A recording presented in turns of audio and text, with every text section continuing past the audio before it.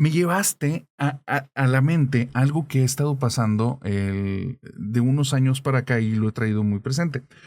Cuando yo era adolescente y estudié la secundaria en un colegio lasallista, yo tenía una concepción muy específica en torno a la religión. No digo que es correcta, pero así la tenía. Y era que era una combinación entre espiritual, pero a la vez bastante atea. O sea, sí creía que existía algo, pero también creía que muchas de las cuestiones, perdón, de los dogmas de fe tenían que ver más bien con el constructo social, con la red social y que fuera funcionando la sociedad. Entonces no lo veía tanto como que algo que tuviera que ver con algo espiritual. Pero un día, una persona a la que yo le tenía mucho cariño, un hermano lasallista, entra a un salón, una persona que ya en aquel tiempo, yo creo que ahorita, como lo mencionaste, ya debe estar allá con el creador, un gran tipo. En ese tiempo tenía él cerca de 70 años. Muy vivo, una persona muy despierta, siempre con anécdotas preciosas y una calidez impresionante con todos. Y que era el hermano Salvador, llega un día y cuenta que él acababa de presenciar un milagro y que lo quería compartir. Entonces él nos cuenta que semanas atrás él había viajado, perdón, a Atlanta y en Atlanta se toparon con una situación en las apariciones de la Virgen. Esto en finales de los años 90. Y de hecho de Monterrey había excursiones continuamente a Atlanta para ir a ver estas situaciones que pasaban. Decían que el sol se movía, que aparecían unos rayos de luz en los que se veía esta Virgen y que las personas que tenían como fe, que es difícil poder decir exactamente qué es la fe, pero digamos que creían de una forma muy, muy pura o de una forma demasiado enraizada en su ser o con una credibilidad total en lo que estaban haciendo, si rezaban con el rosario, no importaba el material del que fuera, se transformaba en oro. Entonces él traía un rosario dorado y lo regala, dice, vamos a hacer una rifa en el salón y para que se lo queden. Este rosario, y se los digo o sea, es real, era de madera. Y cuando rezamos ahí, se transformó en esto. Fue 4 veces y las 4 veces él regresaba con rosarios. Me tocó conocer personas que estaban con él ahí y decían, yo vi cómo se transformó de madera en oro. Yo vi, dice, no, jamás lo había visto y no lo he vuelto a ver. No conozco a alguien que haya hecho una revisión del material. Eso también es real. Pero era un hermano, el hermano Salvador, era una persona que no le gustaban los cuentos y le gustaba mucho como guardarse las cosas, pero esto lo contó porque lo impactó. Pasan los años y me topo con la Virgen de Medjugorje.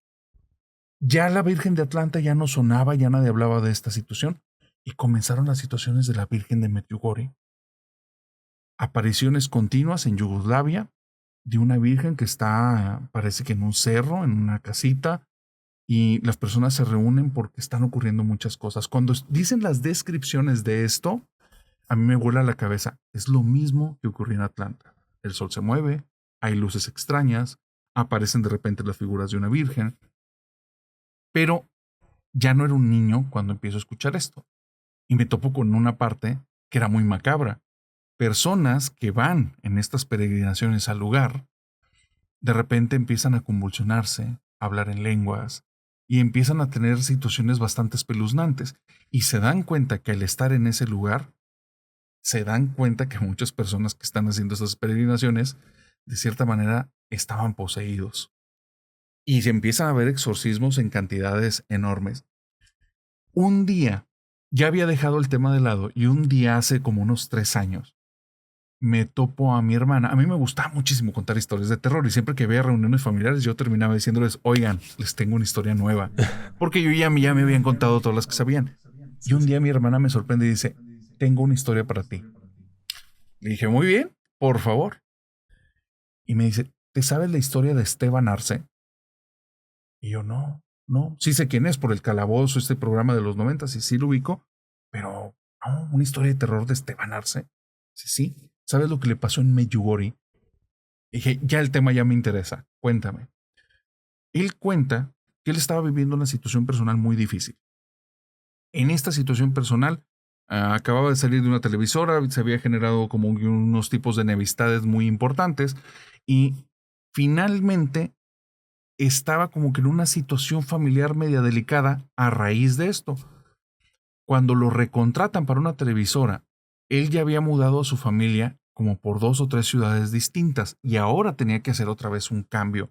Entonces decide que el cambio no lo va a hacer, que mejor ellos se queden ahí y él va a estar viajando continuamente prácticamente toda la semana y llega un día a convivir. Entonces decía, me va a matar mi esposa, no va a querer esto, pero pues necesitamos el trabajo. Entonces, a ver qué negocio.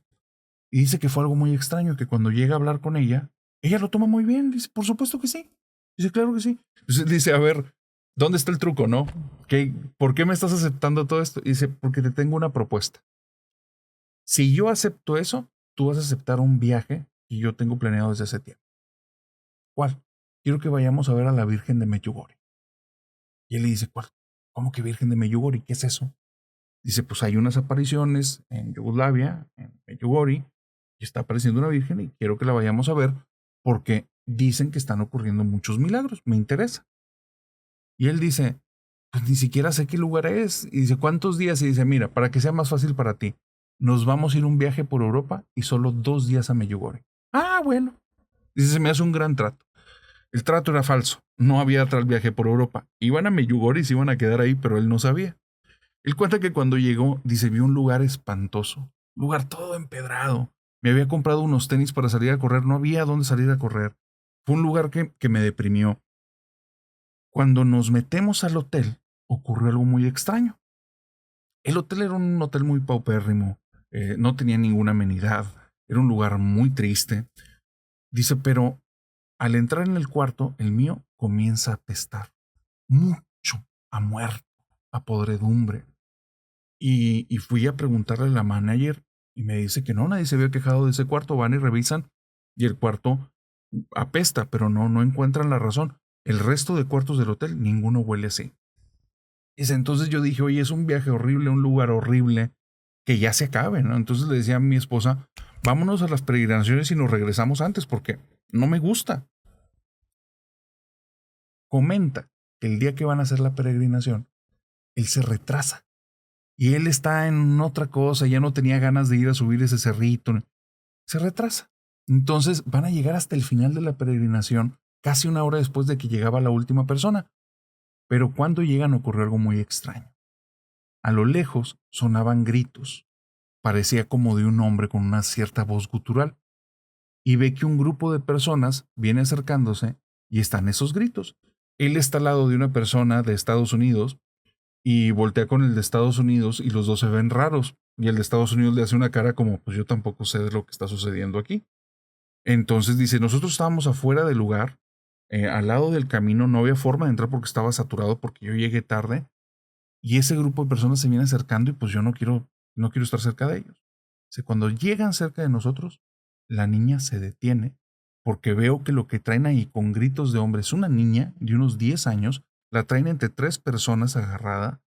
Voltea, se me queda viendo y me dice en español, Esteban, ¿qué haces aquí?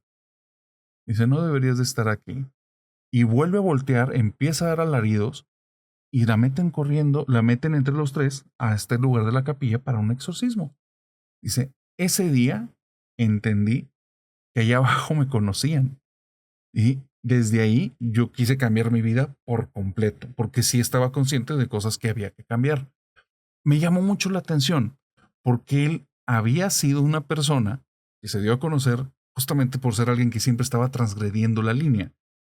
Y ya empezar a cambiar todo su contenido, todo lo que tenía que hacer, todo lo que mostraba en redes, algo que fuera bastante constructivo, entre comillas, religioso, fue muy extraño. Cuando escuché esta historia dije, ya entendí qué pasó.